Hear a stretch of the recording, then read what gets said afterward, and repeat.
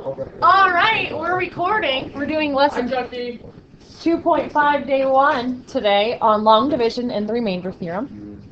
So for a warm-up, if you missed it because I didn't hit record yet, we did a long division problem. It looks like this, but the whole idea here is as you work down, you're subtracting as you go down. Keep that in mind when we were working today, okay? Anyways, the one thing I do want you to write down from this slide is the concept of polynomial, divisor, quotient, and remainder. So your original polynomial will go inside your bracket. Your divisor will go on the outside of the bracket. And then the solution you get is called a quotient.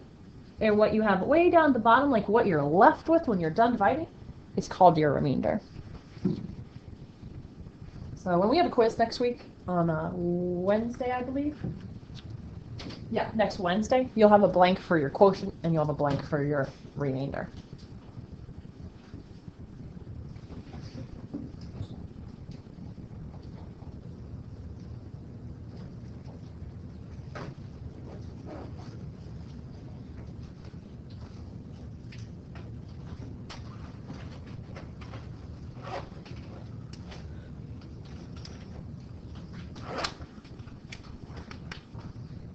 All right, so let's see how one of these works. It's kind of big, right? We're going to take our original polynomial, the 3x to the fourth, this guy, put it inside our bracket, and then we're going to put our divisor, our x squared minus 3x plus 5, on the outside. We need a lot of space. Make sure you're starting on a piece of paper where you have a lot of space. This is going to go downwards quite a ways.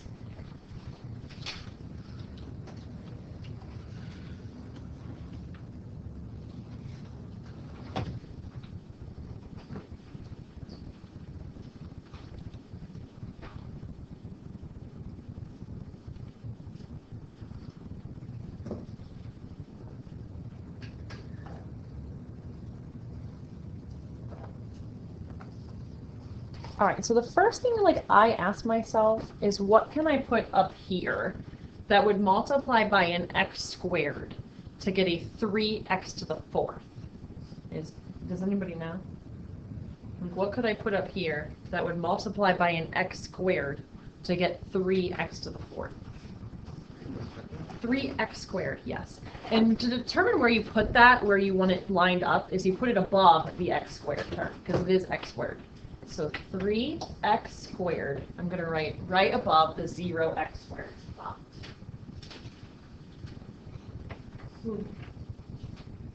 Now it's almost like a distributing thing. You're going to take this 3x squared, you're going to multiply it by x squared, and you're going to get 3x to the fourth, and you're going to line that up right here.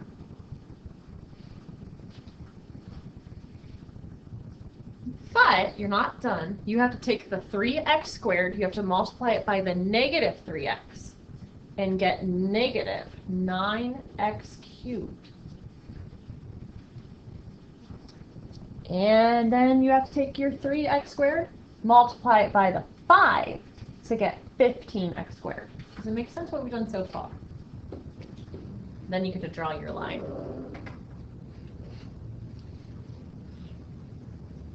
All right, so remember in the warm-up when we got to this point when we drew our line, what did we do? Add straight down or subtract straight down?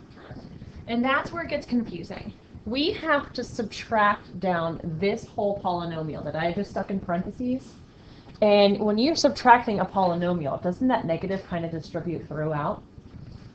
Yeah. So maybe one strategy would be to actually distribute the negative. I don't because it gets messy. I just think about it. So I think to myself, what is 3x to the fourth minus 3x to the fourth?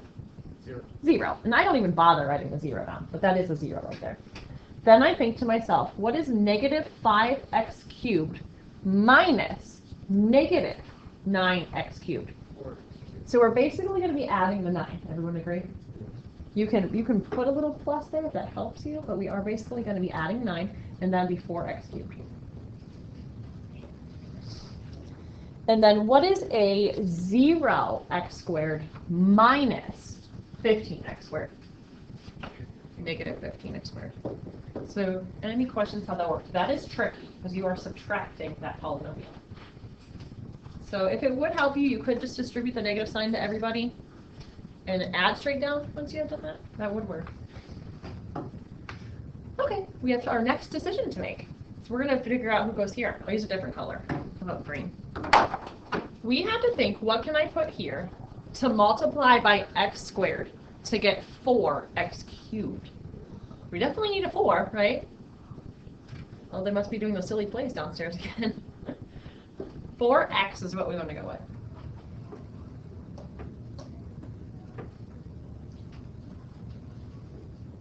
You know what I forgot to do that we do in our long division is bring down the next term. So we probably want to bring down the 4x at this point from here to here.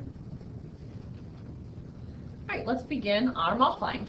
4x times x squared is 4x cubed.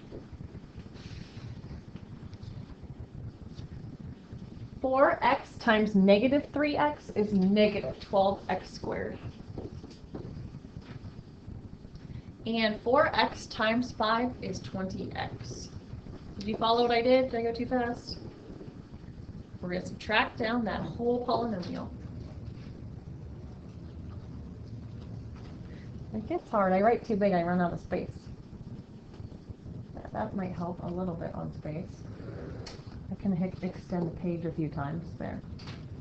Okay, so we're subtracting straight down. 4x cubed minus 4x cubed is nothing, 0. We don't even need to put that there. What is negative 15 minus a negative 12? And if you can't do that mentally, there's no shame in typing it.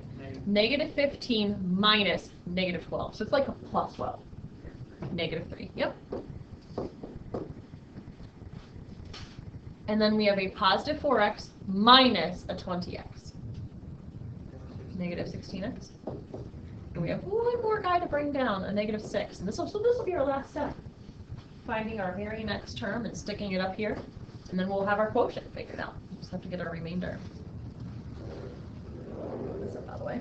There we go. All right, our last decision.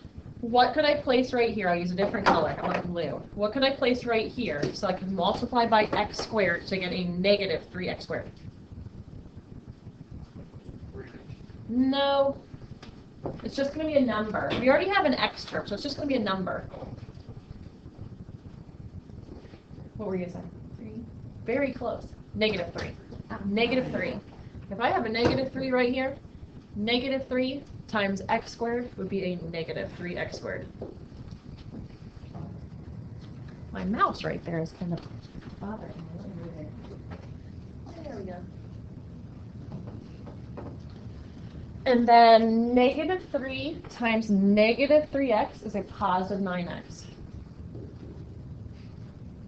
And a negative 3 times positive 5 is negative 15. Are you getting the hang of this, how the process works? Not a bit. Not a bit. Oh my goodness, well, it's kind of like distributing and then subtracting. This makes 0 sense. Yeah, I don't know. Distributing and subtracting. Well, maybe the more you see, maybe not when we get to the next one.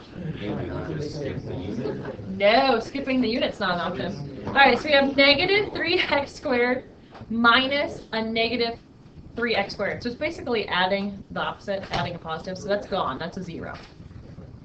A negative 3 minus a negative 3 would be a 0. All right, negative 16 minus 9.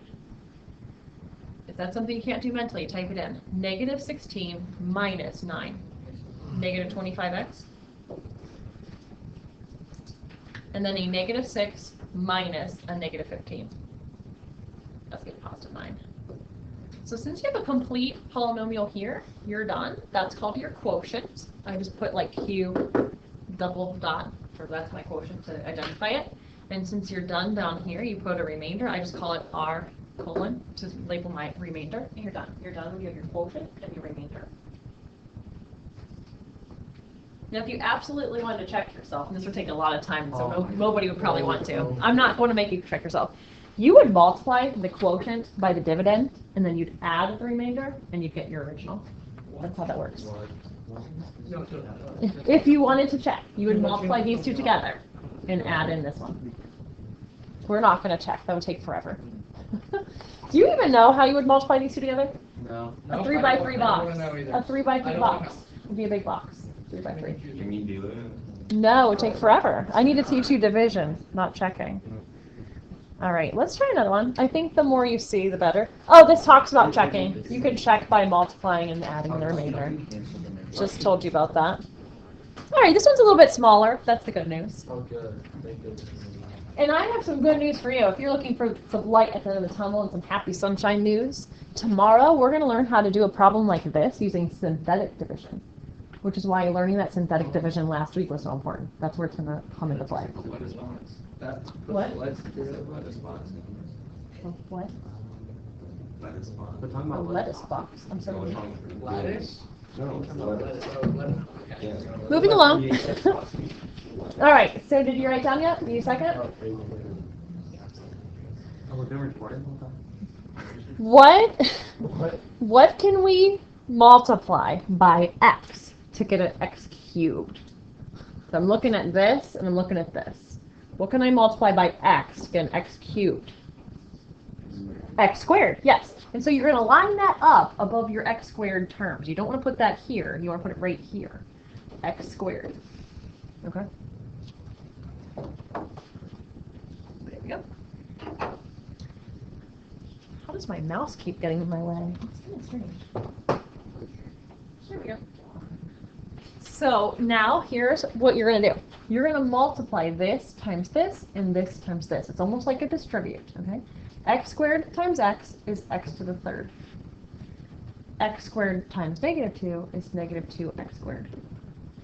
So I'll pause and let you look at that and make sure you understand. It's distributing. It's exactly what it is.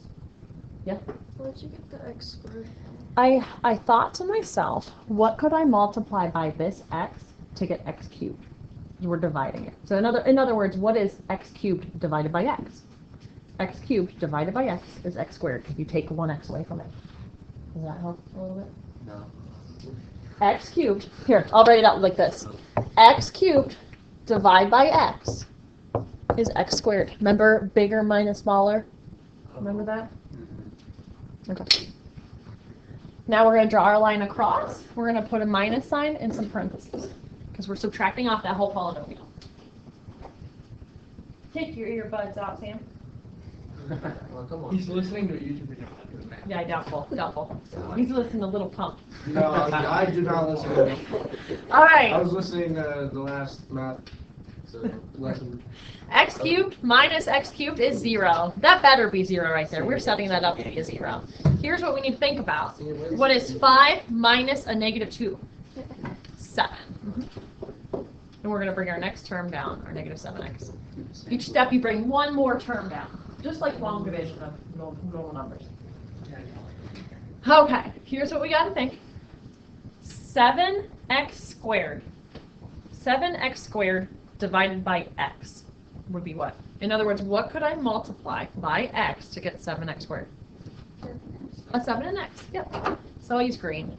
7x. And Reese, maybe this will help you if I write it out. What is 7x squared divided by x? So that's why we did that. Okay. Curious question. I don't know if that's helping or not. Yeah. Our last two problems, the second number we've done has also been the number that's beneath it. Is it always going to be that way? Whatever number we choose here is here. Yes, No, unless. no. Oh. So the 7x? Oh no, Yeah, that's 1,000% coincidence. Okay. So Yeah. for twice in a row, it's 1. Totally a coincidence. Can you sing the song again? No. Please? I'm on video right now. Okay, so 7x times x is 7x squared. Please? 7x times negative 2 is negative 14x. Help me better. Bigger minus smaller, put the answer where the bigger lived. Okay. So 7x squared minus 7x squared is gone. That should be that way. If it's not a 0 right here, you probably made a wrong decision. All right, this is a little tricky. What is negative 7x minus a negative 14? It's just like adding 14. 7x. And we're going to carry down the 2. We're getting really close. We have one more decision to make, and we're done. You're kind of done when you get to here, because there's no more else to go. All right. So this is my last decision to make. Okay, we'll use pink. What is 7x divided by x? We're all right like this for each. What is 7x divided by x? 7. So my last decision is a 7. That completes my quotient. My quotient is done. So now I'm just kind of figuring out what my remainder is. 7 times x is 7x, and 7 times -2 is -14. I think the biggest, hardest thing on these problems is the subtracting down step, because it's awkward. 7x minus 7x is 0. 2 minus a -14, 16. That's your remainder. You got quotient, got your remainder, that means you're done. These are long, aren't they? They're very long, and that's why I'm only assigning like 3, 4, 5, 6, 7, 8. I'm only giving you like 6 of these. Even that sounds a little too much, doesn't it? I like 4. How about 4 of these? How about 4? 3, 4, 5, 6.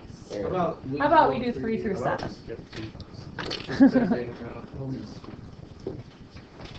All right, let's do this one. That's right, we're gonna freebie tomorrow. I'm looking ahead to see what my options are. All right, we'll do this one.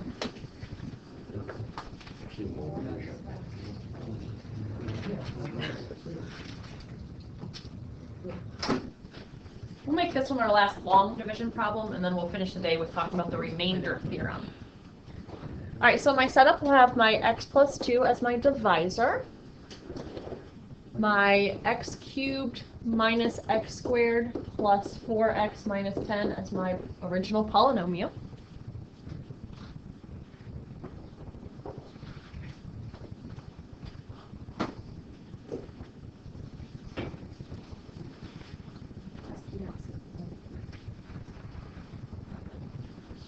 Okay, so what is x cubed divided by x? I'll write it like this for Reese. X cubed divided by x. X squared, yeah. And so our first decision is x squared. That's what we're going to put right here. You know what to do? Distribute. So x squared times x. Like, you literally could draw the rainbow. I normally don't because it gets really, really messy. But x squared times x is x cubed, and x squared times 2 is 2x squared. I'm going to erase the rainbows before they get really messy, but if you want to draw them, you could.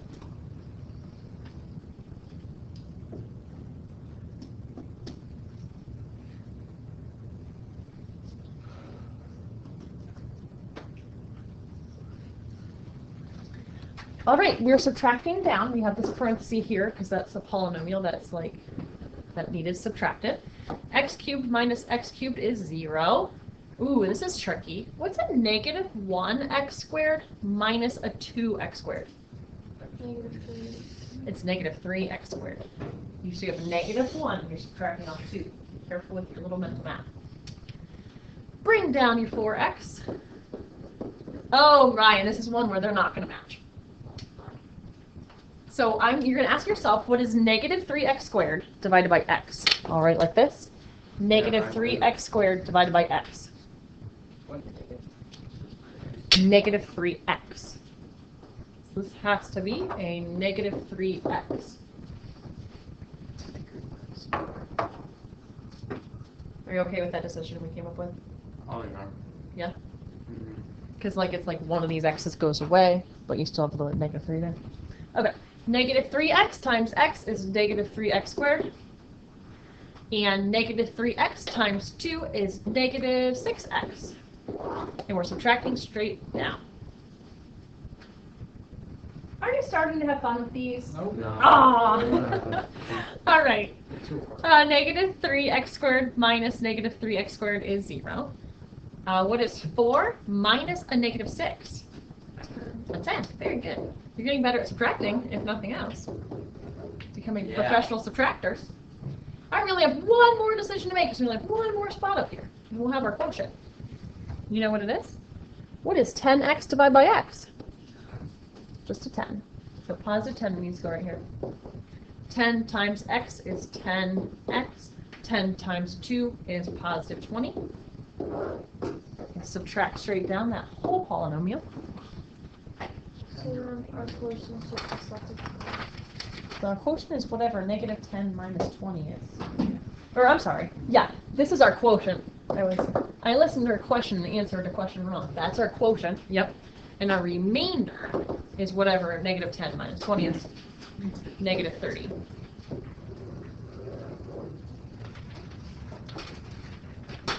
Woo! You survived. That was a lot of math. We have one more topic. It looks like people are packing up. We have one more topic to talk about.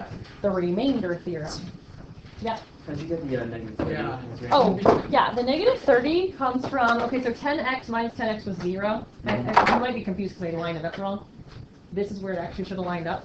Sorry about that. Negative 10 minus 20 is negative 30. That's our remainder. Yes? Yeah, I put a restroom pass in my little tub. All right, the last topic of the day is called the remainder theorem. Move this out of the way. There's more. No, this is just a quick theorem. It doesn't take long at all. The remainder theorem simply states if you're dividing a polynomial by x minus k, like we divided by what, x minus 2 on that last one, or x plus 2 on that last one. If you divide by x minus k, then the remainder would be f of x. Do you remember how our remainder on the last problem was negative 30? Yes. If we would have taken a negative 2 and put it into the function, it would have given us negative 30. Look, we're actually going to do that real quick. I think that's a good idea. So the last polynomial we were working with was, I'll jot it out real quick. So the last polynomial we were working with was x cubed minus x squared plus 4x minus 10. We were dividing it by x plus 2. So if you want to find your remainder, here's what the remainder theorem states. If your polynomial is divided by x minus k, are we dividing by x minus a number right now? Kind of, sort of. We're dividing by x minus a negative 2, right? Because isn't x minus a negative 2 the same exact thing as x plus 2? Yes. So basically our k value is negative 2. So the remainder theorem states if you would find f of negative 2, in other words, put a negative 2 in everywhere you see an x, you'll get the remainder. So this is kind of mind-blowing, actually, at least to me. So I'm going to take a negative 2, I'm going to put it in everywhere we see an x.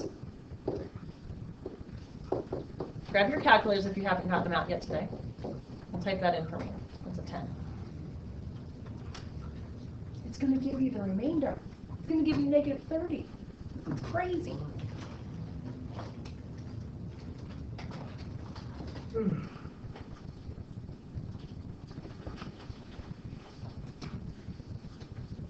I'm going to do it in my head while you do it with your calculator. Negative 2 cubed is negative 8.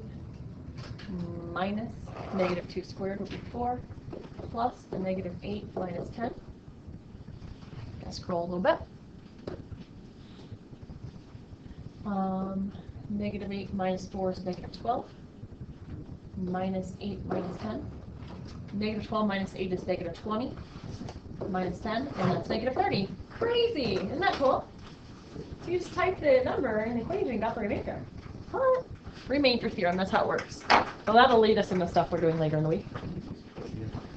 Yeah, I'm still negotiating. I can tell you guys are negotiating with me about shortening the homework assignment. So I will take a peek at that and let you know in a second. I'm going to end the video.